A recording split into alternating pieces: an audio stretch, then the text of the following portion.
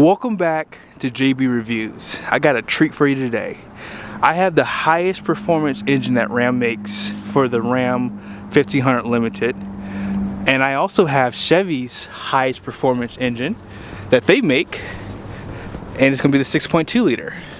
Now, what's so unique about this test is these are both high trim levels, so they're both heavy trucks, and these are going to probably give you the least amount of fuel economy in the lineup, basically, because of that extra weight that they have to tug along.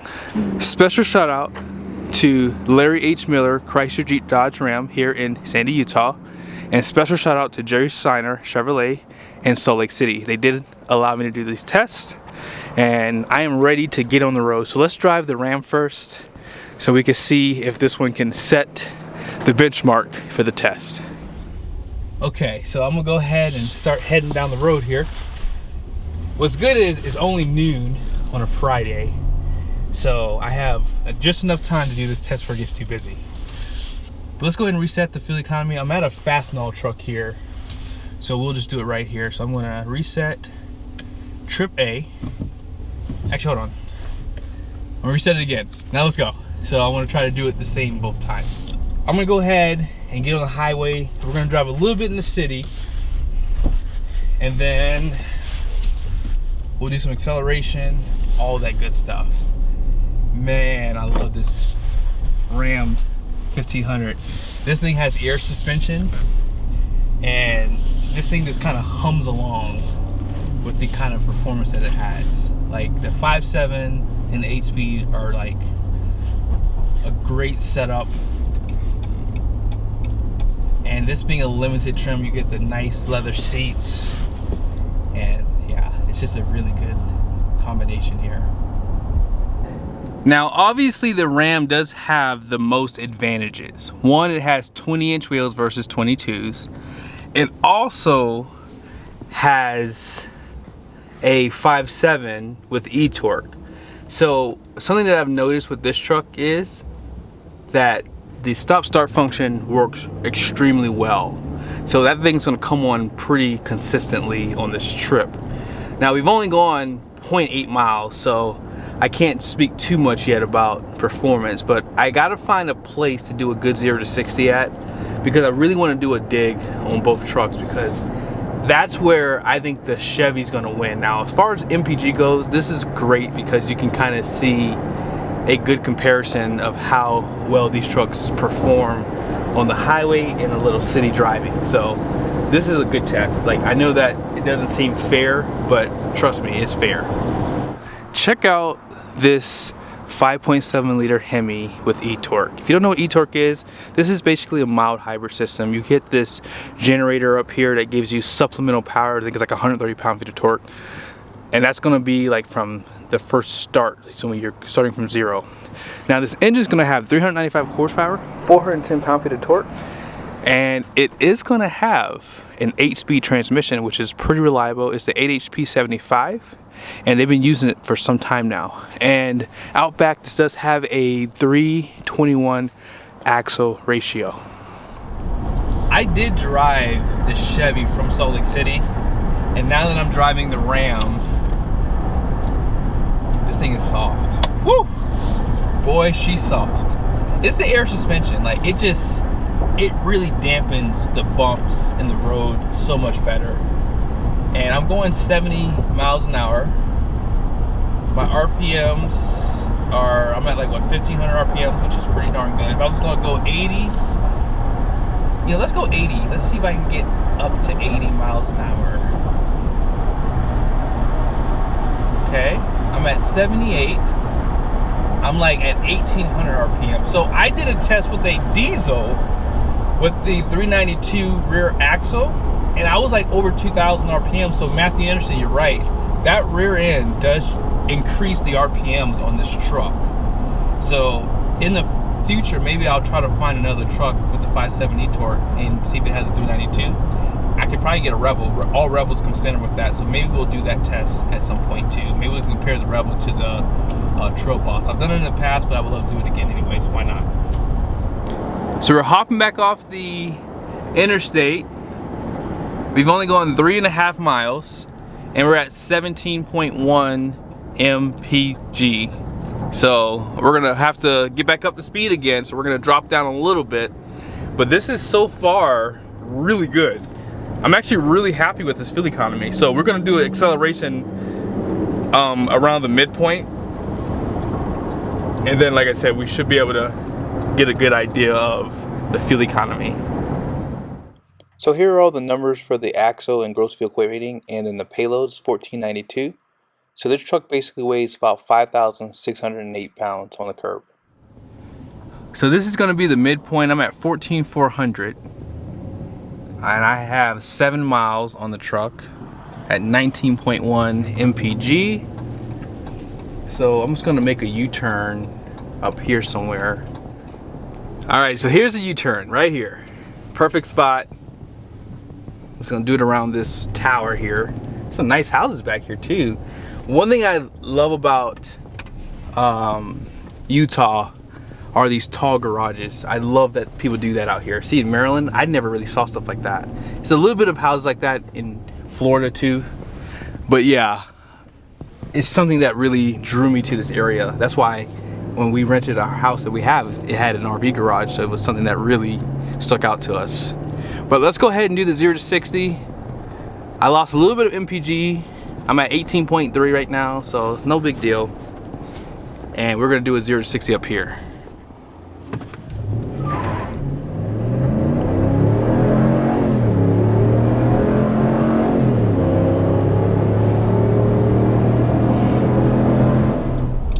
Not bad at all. I mean, this is a 5,600 pound truck, and it really does accelerate hard. That's the only thing I'll say about the 6.2. The 6.2 does feel faster. Like, I feel like there's just a little bit more grunt, especially down low. And you would think that this truck would have more grunt because of the e-torque system, but I didn't really feel where this truck felt faster. And another thing I will say, Rams are harder to launch. Any Chrysler product is harder to launch compared to Chevy, even Ford. I feel like this truck, the traction control comes on really quickly, and it just cuts the power. So that's always a disadvantage, you know, to the Ram segment, in my opinion. Alrighty, so here is the RPMs. We're at 75 miles an hour. We're a little bit over 1,800. Like I've said, we're actually going 76 now. Now here's the advantage of the Ram that GM does not have, which are these. You have your coolant, transmission, and your oil temp at the fingertips. Like, I love that they give that to you. And this is great for like towing. So you get a good view of everything. And then here's just the RPMs now at 72 miles an hour. So we're under 2,000 RPMs, and that's because of that rear axle. That's what Matthew Anderson told me. He said that the transmissions are so close in some cases that it doesn't really matter. But it's definitely cool to see this one with the 321 versus the Eco Diesel, which had the 392. Really cool. Alrighty, we're about to pull back in. There it is. That is not bad, guys. Not bad at all. Did a lot of stops on this trip too, so keep that in mind. Now I'm gonna pull up next to that Fastenal truck. You'll see what I'm talking about here in a second. And this will be the ending point right here. So right at this truck, here it is, 18.4 MPG, 15.3 miles driven. And I don't know if the Chevy gives you a time, but we'll check that out in a second. But let's go ahead and jump in the Chevy and see what that 6.2 liter is gonna do. Now we're in the Chevy. Let me go ahead and reset trip 1. I love how Ram called it trip A, they call it trip 1. And yes, let's go. Yeah, this is definitely, it's a little bit stiffer compared to that Ram, but not by much. This truck still rides exactly how you would expect a half ton to ride. Soft. If you were to take this truck and switch out into a HD, you would clearly feel the power. This thing has so much low end torque, way more than that Ram. Yeah, this is definitely worth the premium. $2,500 premium for this engine, guys. The 5.3 comes standard. But in the comment section, would you rather the 6.2 or the diesel? I know that most people are gonna say, well, you get the fuel economy on the diesel, but man, this thing has great low end torque, just like that Duramax does. But we're gonna go ahead and get on the highway. I'm gonna show you guys the RPMs here at 70, 75 miles an hour or so, and then I'll show you guys later on when we head back the opposite direction. Alrighty, so we've only driven like 0.9 miles. We're about to accelerate here. Man, this thing is so torquey. It feels like a diesel. I'm just kidding. It doesn't feel like a diesel, I'm just joking. But it really is torquey, like a diesel. I wish that GM would let you know what gear you're in. I know that you can put it in manual mode, but even if I did that, I still would not be able to see exactly what gear I'm in. So yeah, I don't know why they don't do that. By the way, there's a Lamborghini Urus. Actually, you won't be able to see it. It looks so cool. I love those things. But yeah, we're at 65 miles an hour. There it is. There's a Lamborghini Urus right there. Yeah, you can't really see it. It's, the sun's hitting the back of it. But yeah, we're going 73 miles an hour at about, wow, 1,500 RPMs. Let me go back to 73. Yeah, that's not bad at all. Man, check that thing out. That thing looks so cool. Looks so cool.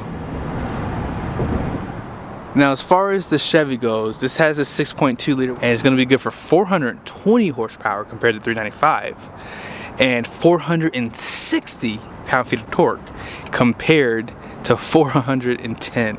As far as your transmission, however, it has 10 speeds, which is going to really keep you in the broadband a little bit better than that 8-speed over there. And this does have a 323 axle ratio out back. All right, so we're getting off the interstate.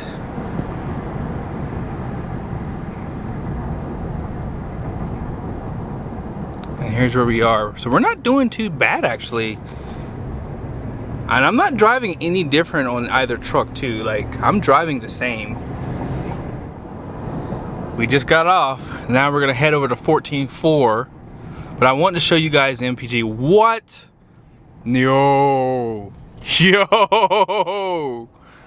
That is not bad. Now again, we're gonna be doing a lot more stopping and I have to do a U-turn.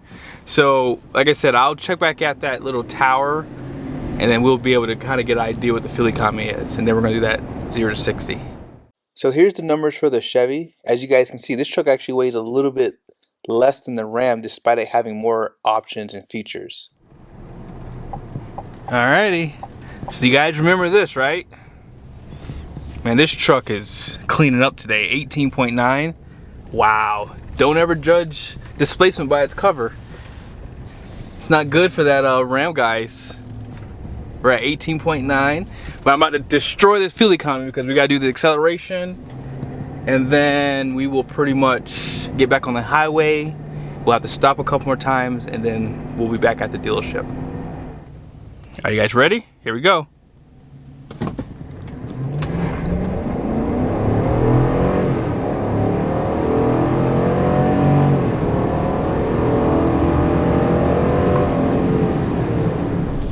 There was a small delay, and then once it got rolling, like, it wasn't much time, it was like milliseconds, and as soon as it rolled and got going, it just locked in. I don't know what it is about Chrysler products. Like, you can't just mash the gas like you can in like a car like this. Chevy's like powertrain, it's just matched better. I think Chrysler, they just give it all to you, and then the traction control kicks in, and then everything just gets, you know, messed up, and then once it gets going, then it just locks in and goes. Like, I had a Charger Hellcat, same thing. Like, you had to really feather the throttle, and once you got over like 20 miles an hour, then you can start really pressing it in. But if you did it at the start, you were never gonna have traction in that car. And this truck rides, I mean, it's a half ton. It rides just as good as that Ram does, but I still like the Ram better. I can tell, like, you can feel compression. Like, when you hit bumps, like, compression. But that air suspension is adjusting as it, you know, gallops up the bumps. That's the best way I can put it. And you can feel the difference in the suspension.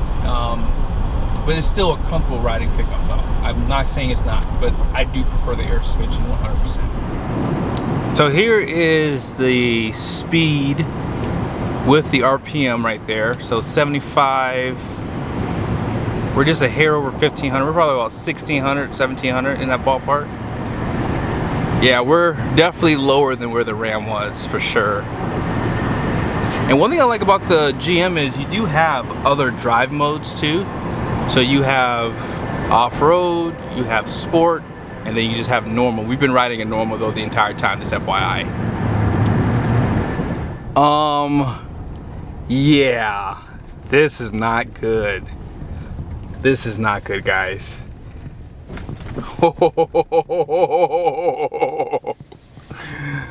Okay, we're about to pull up to the Fastenal truck. I am very surprised by this. Oh, wow. All right, here we go. Fastenal right there. 18.2, 15.5 miles driven. Yeah, that is pretty much the same as the Ram if you think about it. So let me get this straight. For more horsepower and torque and no complicated engine setup, you get 0.2 MPG less. Now, I would blame it on a regen, but there's no diesels here. I can't blame it on that. Wow, I'm shocked. And this truck has a 321 rear. This has a 323. Is that what Chevy has? Hold on. It says, yeah, 323. That's what I thought. So, I don't know. I mean, I know this has a 10-speed. Matthew Anderson, come on, bro. That's not much difference. You know, I know that the final gears are about the same, but man, I was really expecting the Ram to be at least a half an MPG or more better than the 6.2. Now I gotta get a 5.3 and see how it does. I mean, the 5.3 might destroy this truck. I'm actually afraid to do it. But special shout out again to Larry H. Miller here in Sandy, Utah, and Jerry Seiner, Salt Lake City, for lending these trucks. I learned a lot today.